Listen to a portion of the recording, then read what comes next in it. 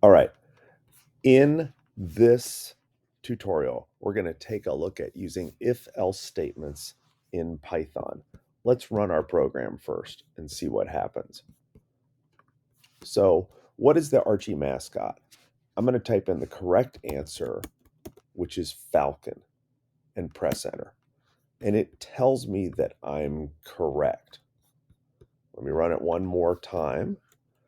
I'm going to say it's a cat. Oh, it says better luck next time. So what's going on in this first part of our program? So let's start by looking at line 3. Answer equals input. What is the Archie mascot? This is setting up an input that will hold the input, the response, inside the variable called answer. On line 4, the program is checking to see if answer equals the string falcon. It's a string because it's in the program in between quotes. Else, it will say better luck next time. So the program runs through and it checks if answer equals falcon, great, print you are correct. Else, meaning anything other than the word falcon, it will print better luck next time. Now, there's one really important part of this code that I want to show you, and it's right here in line 4, this double equals. You might think this is a typo, but in fact, this is a really important part of this program. In Python, two equals signs, a double equals, means it's comparing. Does the variable answer have the word falcon as part of that variable? So it's checking to see if one matches the other. In Python, if we made that a single equals sign, that's assigning a value, which won't work here. So remember, in Python, a single equals sign assigns a value. A double equals sign compares. And in our if statement, we want to compare and check. So we're going to make sure to use two equals signs. Now, the else works really well for us because what else is checking is just to say, hey, if it's anything other than falcon, then you go to print better luck next time. So, very straightforward way to check an answer. Let's take a look at the second half of our program.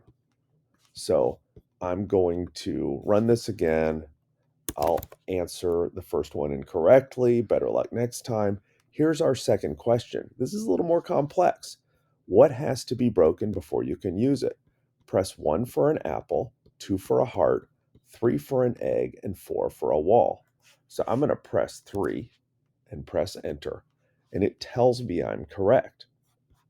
What's happening here is a little different.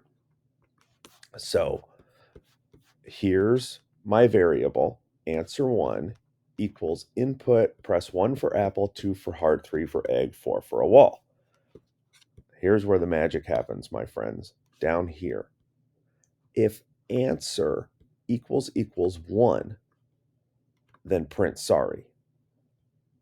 LF answer equals 2, print maybe next time. LF answer 1 equals 3, print correct. So what the program does here is it starts with line 15 and sees what did I type in. Did I press 1?